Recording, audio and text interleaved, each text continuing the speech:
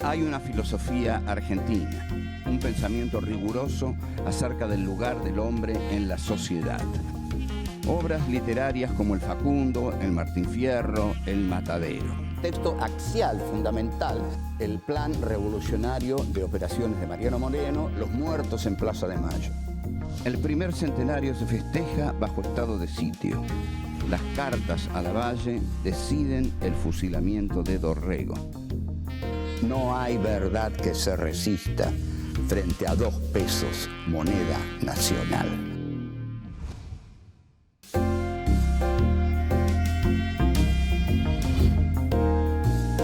Encuentro 4. Cartas a Lavalle. 1. La espada sin cabeza. 2. La revolución, un juego de azar. 3. El poema conjetural de Borges. 4. Vencen los bárbaros.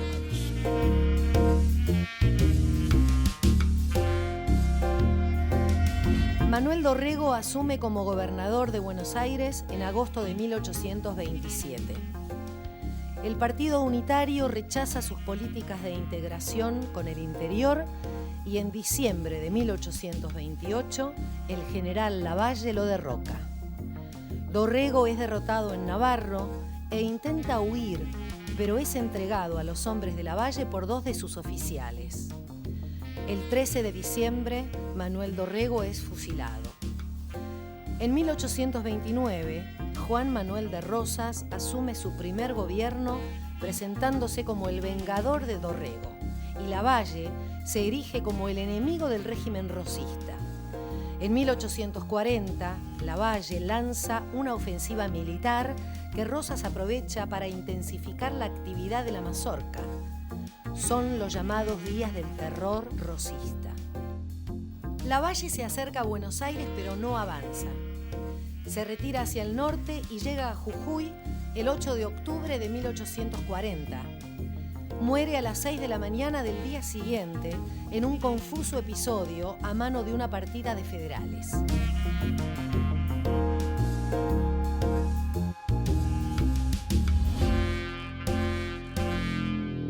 Este es nuestro encuentro número 4. Tiene un título y ese título es Cartas a Lavalle. ¿Por qué se llama Cartas a Lavalle? Porque obviamente vamos a hablar de cartas que recibió Lavalle y de gente que escribió cartas a Lavalle. Lo notable, lo histórico, es que estas cartas determinaron el fusilamiento de Manuel Dorrego. O sea que no fueron cartas inocentes, sino que fueron cartas escritas para que Lavalle fusilara a Dorrego. De ahí que Juan Cruz Varela le escribiera en una de esas cartas una frase memorable: cartas como estas se rompen. Bien, ¿por qué las cartas a Lavalle? Lavalle es el general que hace lo que no hace San Martín. Seguramente todos ustedes recuerdan una frase famosa de San Martín: jamás desenvainaré mi espada en luchas fratricidas. Es decir, que San Martín hizo la guerra contra los españoles y nunca intervino con el ejército libertador en las luchas intestinas entre federales y unitarios. Lavalle vuelve con las tropas del ejército libertador de la guerra con el Brasil y da el primer golpe de Estado de la historia argentina. Porque esa especie de historia oficial que se desarrolló, sobre todo a partir del gobierno de Alfonsín, que, digamos, los golpes de Estado empezaban con Uriburu derrocando a Irigoyen, no es así, no todo es como se dice. El primer golpe de Estado en la Argentina lo da el general Juan Lavalle contra el legítimo gobernador de la provincia de Buenos Aires, que era el coronel Manuel Dorrego. Dorrego era un hombre con simpatías por el federalismo y Lavalle es un hombre conquistado por los unitarios. Lavalle, entonces, pone el ejército libertador, atención a esto, pone el ejército libertador como policía interna. Es decir, Lavalle hace el pasaje de lo que hoy llamaríamos defensa nacional, que es lo que debe hacer el ejército, es decir, defender a la nación de los enemigos externos. Lavalle pone al ejército a hacer el trabajo de la seguridad nacional, es decir, pone el ejército tal como lo puso en la década del 60 la revolución de Onganía, la revolución argentina. Es decir, el ejército que sigue la doctrina de la seguridad nacional tal como lo hizo Videla. En estos momentos se discute mucho o se acepta, afortunadamente se acepta en el ejército argentino que el ejército está para la defensa nacional. Es decir, que si un enemigo externo agrede a la Argentina, el ejército argentino va a salir a enfrentarlo. Pero si el conflicto es interno, el ejército argentino no tiene que intervenir, porque esa sería la teoría de la seguridad nacional. La otra es la de la defensa nacional, que es la que actualmente desarrolla el ejército argentino para bien de todos nosotros, porque si no, volverían los golpes de Estado.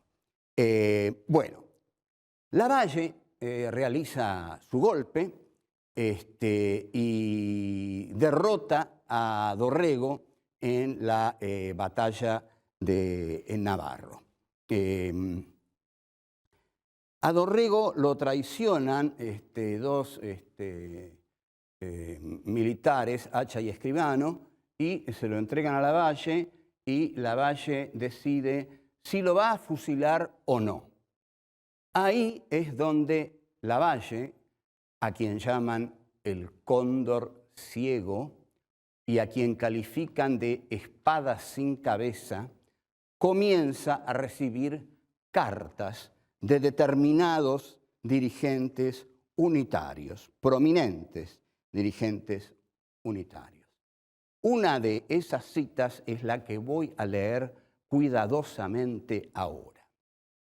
Pertenece a Salvador María del Carril y la carta de Salvador María del Carril es conceptualmente poderosa y dice así: General, yo tenía y mantengo una fuerte sospecha de que la espada es un instrumento de persuasión muy enérgico y que la victoria es el título más legítimo del poder.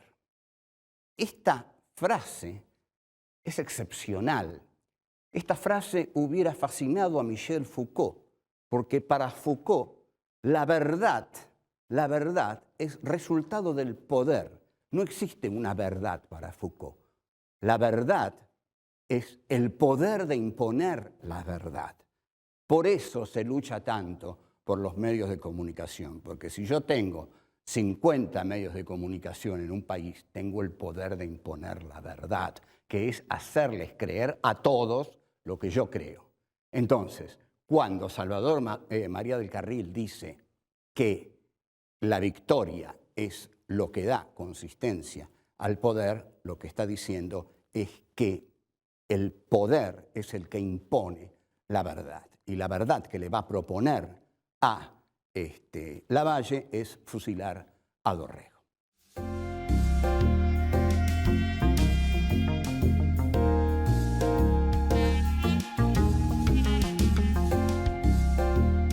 Esta carta de Salvador María del Carril que vimos tiene una fuerza excepcional. También la tienen las otras cartas, sobre todo la que le va a escribir un poeta unitario que va a terminar exiliándose en Montevideo, huyendo de Rosas, que es Juan Cruz Varela.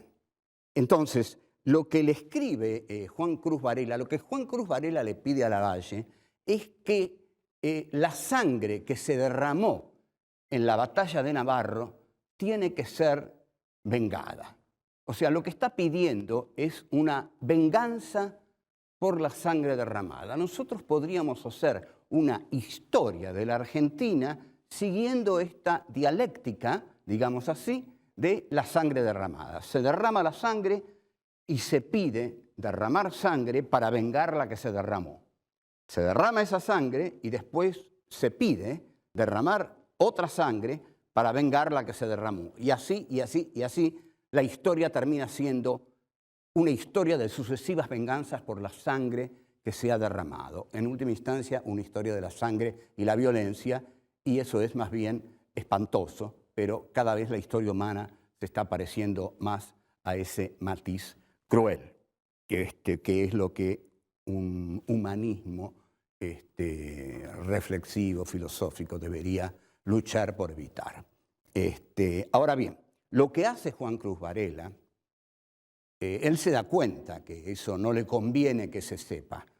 Mucha gente se da cuenta que hace cosas que no convienen que se sepan. Entonces Juan Cruz Varela, después de recomendarle a Lavalle que hay que vengar la sangre que se derramó en Navarro, es decir, usted, general Lavalle, derrame más sangre para vengar la que se derramó en Navarro, le dice, recuerde, cartas como estas se rompen, porque no quiere que esa carta trascienda. Lo notable es que estas cartas trascendieron. Después voy a decir mi tesis acerca de por qué trascendieron estas cartas. La otra carta, vamos a volver al otro personaje, es Salvador María del Carril, que es el personaje del cual ya leímos una carta, y que tiene tal precisión conceptual que esta carta es, digamos, un texto fundamental para reflexionar acerca de las revoluciones en la historia. Voy a leer la cita. La cita dice así, es la carta de Salvador María del Carril al general Juan Lavalle, y le dice: prescindamos del corazón en este caso. Es decir, prescindir del corazón es prescindir de los sentimientos. Prescindir de los sentimientos es tener el corazón frío y dispuesto para hacer lo que sea necesario. Lo que sea necesario. Bien, sigue la carta de Salvador María del Carril. Así, considere usted la suerte de Dorrego. Mire usted que este país se fatiga 18 años hace en revoluciones sin que una sola haya producido un escarmiento. En esto, Salvador María del Carril olvida el fusilamiento de Santiago de Liniers a manos de la Junta de Buenos Aires. El fusilamiento de Santiago de Liniers es una obra, digamos, que lleva a cabo la primera Junta y que lo realiza Juan José Castelli, que recibe instrucciones de Moreno, y Moreno le dice, como todo hombre, digamos, que tiene todo bien puesto, no solo las ideas, que si usted no mata a Liniers, voy a ir yo y lo voy a matar personalmente. La revolución, tal como la piensa Moreno, que la piensa al estilo jacobino, al estilo sangriento, se liga también del modo en que la piensa Engels en un texto muy famoso que se llama De la autoridad, en el cual Engels dice: no hay nada más autoritario que una revolución. Vuelvo a Del Carril, que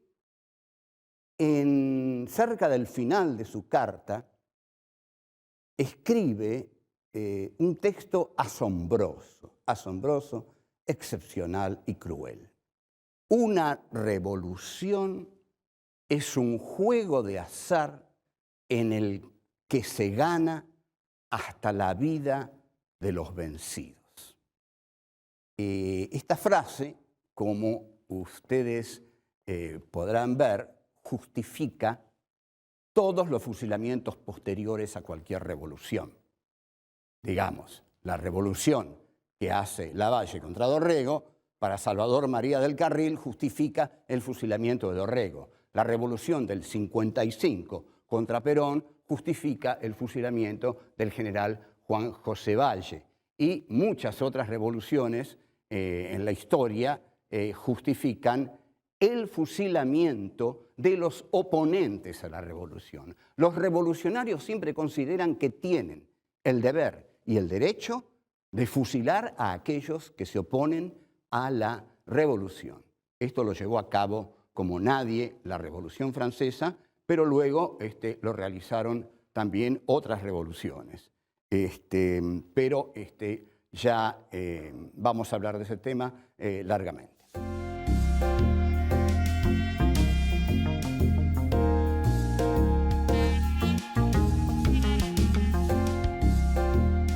El coronel Manuel Dorrego asume su muerte, su fusilamiento, con gran dignidad y dice algunas frases que proviniendo de un hombre que tiene la muerte cercana son muy conmovedoras. Sobre todo aquella en la que él pide que su muerte no sea motivo alguno de derramamiento de sangre. Dorrego es, por supuesto, víctima de la intolerancia. Esta dignidad en la muerte que tiene Dorrego, no solo la ha tenido Dorrego. Hay otros personajes en la historia argentina que fueron fusilados y murieron con serenidad y dignidad.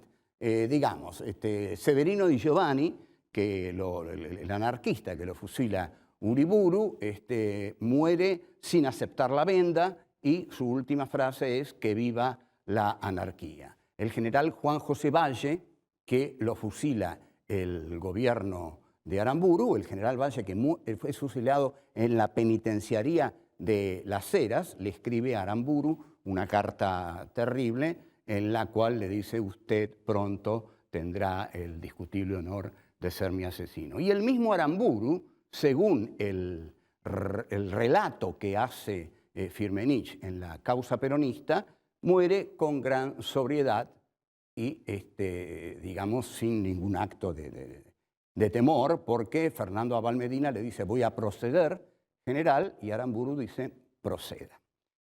Dorrego, efectivamente, no solamente muere con dignidad, sino que pide que su muerte no sea, como todas las muertes en la Argentina, objeto de venganza. Pero, sin embargo, alguien que va a ser muy duro, que va a derramar mucha sangre y que también va a ser muy atacado, como don Juan Manuel de Rosas, va a asumir su gobernación de Buenos Aires en 1830 como el vengador de la muerte de Dorrego. Y su discurso inicial es ese: Dorrego no has muerto en vano. El segundo gobierno, Rosas, lo asume como el que viene a poner orden en el país después de la muerte de Juan Facundo Quiroga. Lo que a mí me interesa es ver cómo es posible superar esta antinomia que hirió a la historia argentina. La antinomia entre civilización y barbarie. ¿Qué pasa? ¿Es realmente la ilustración de la ciudad de Buenos Aires, la ilustración de los cultos, es realmente la civilización? ¿Son realmente los que no pertenecen a la cultura, los que pertenecen a la base, los que pertenecen al pueblo, los en última instancia iletrados o que no tienen una cultura elevada, son la barbarie? No puede este país integrarse. Hay un momento que un escritor argentino, Jorge Luis Borges, ustedes lo conocen porque estamos de Borges un poquito hasta acá, pero bueno, Borges escribió un gran poema. Lo notable del poema de Borges es que va mucho más allá en profundidad que las ideas políticas que tenía Borges, que eran pobrísimas. Las ideas políticas de Borges eran las de una señora gorda, digamos, no mucho más. No es nada, digamos, tampoco novedoso en la literatura argentina. Por ejemplo, hay escritores como Fogwill que ha ido a Chile y dijo que él quería parecerse a Pinochet, lo dijo en Chile, y que lo que más le molestaba de la Argentina eran, digamos, las manifestaciones en la calle, los piqueteros. Bueno, una declaración bien Borges. Borges hacía ese tipo de declaraciones. Aceptó ser condecorado por Pinochet, Borges. ¿Usted escucha esto? Borges aceptó ser condecorado por Pinochet y cuando fue condecorado dijo, me honra ser condecorado por el general Pinochet porque Chile tiene la forma de una espada. Sin embargo, Borges como poeta se trasciende a sí mismo. Es decir, cuando escribe un poema ya no es este tilingo oligárquico que larga parrafadas reaccionarias así gratuitamente. Porque el poema conjetural que Borges escribe en 1943, un mes después del golpe del 4 de junio de 1943, es decir, del golpe que lleva al peronismo al poder, el poema conjetural es uno de los textos más profundos de la historia argentina. Es uno de los textos que, con mayor hondura, intenta superar la antinomia civilización y barbarie.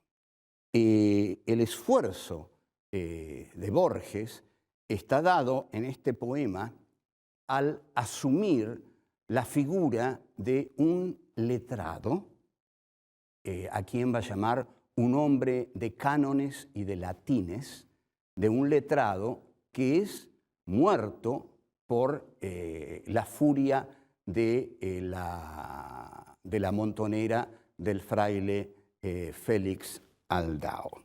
Este poema conjetural lo vamos a analizar cuidadosamente de inmediato.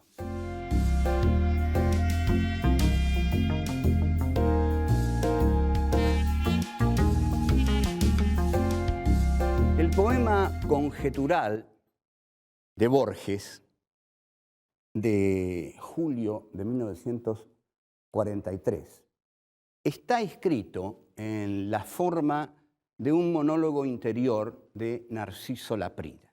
Narciso Laprida, ustedes recordarán, es el hombre que declaró la independencia de lo que Borges llama en su poema Nuestras crueles provincias, que va a ser el título de una muy buena novela de Héctor Tizón, buena como todas las que escribe Tizón.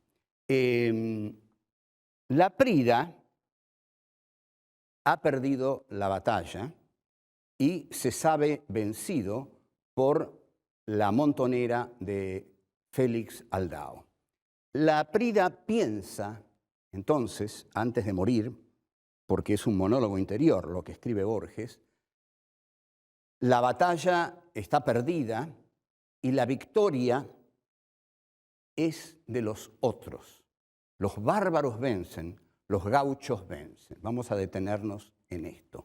La victoria es de los otros, los bárbaros vencen. O sea que en el poema de Borges, Laprida lo primero que dice es que los bárbaros son los otros, tal como lo hemos venido analizando a lo largo del recorrido que venimos haciendo. Vencen los bárbaros, vencen los otros, vencen los gauchos. Los gauchos son los otros. ¿Qué pasa que en el siglo XIX no se puede integrar el gauchaje federal con la élite ilustrada de Buenos Aires? ¿Por qué hay una guerra civil a lo largo de todo el siglo XIX? Porque Laprida sigue reflexionando y dice, estoy huyendo por arrabales últimos, dice, hacia el sur. El sur es siempre en Borges el territorio de la barbarie. Finalmente, Laprida dice, yo, un hombre de cánones, de latines, un hombre culto, estoy por morir en medio de ciénagas. En medio de ciénagas, estoy por morir en medio del barro, en medio de la suciedad, asesinado por la barbarie. Y sin embargo, cuando Narciso de Laprida siente lo que él llama el íntimo puñal. Este es el mejor adjetivo para mí de toda la prosa de Borges. Borges, para mí, no se ha lucido siempre con sus adjetivos, en principio porque adjetiva demasiado. Pero el íntimo puñal, dice Laprida, ese íntimo puñal que penetra en su garganta es suyo, es suyo.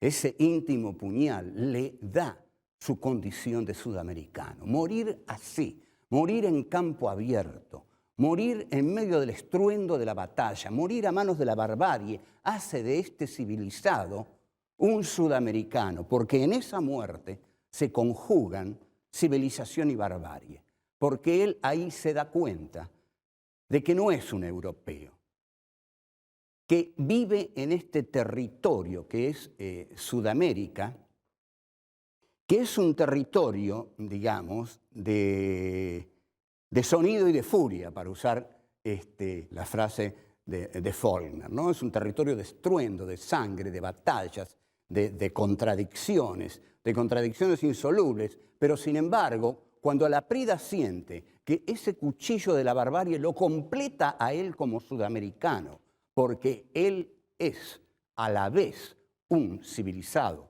y un bárbaro, en ese momento la poética de Borges llega a su más alta expresión. Y ahí Laprida dice, yo encuentro aquí mi destino sudamericano. ¿Por qué? Porque un sudamericano no solamente es un hombre de letras, de cánones, de latines, es también un hombre que tiene que asumir la barbarie del territorio en el cual ha crecido. Y con esa barbarie tiene que dialogar, con esa barbarie tiene que enfrentarse y saber que es parte de él. No puede negarla como si fuera algo totalmente exótico, como si fuera lo otro, como si él fuera un europeo y todo aquello le fuera totalmente ajeno.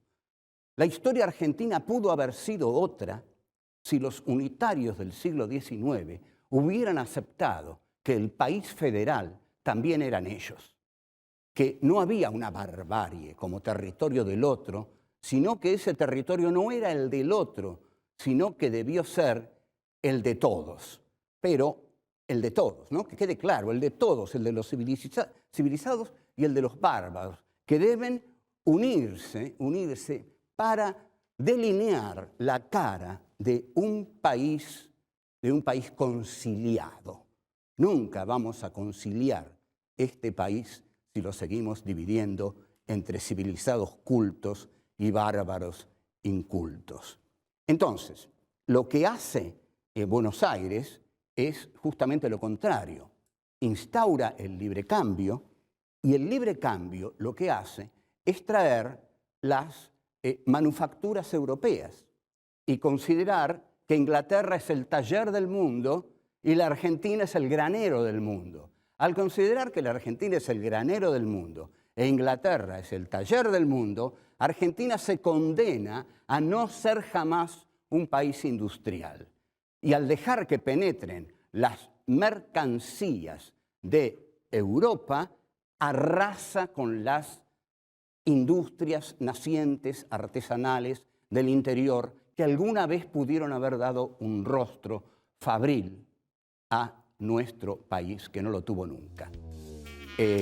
Bueno, esto es todo y hasta luego.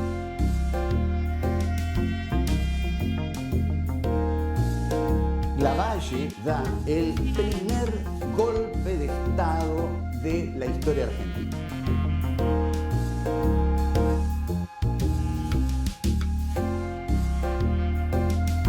La verdad es el poder de imponer la verdad.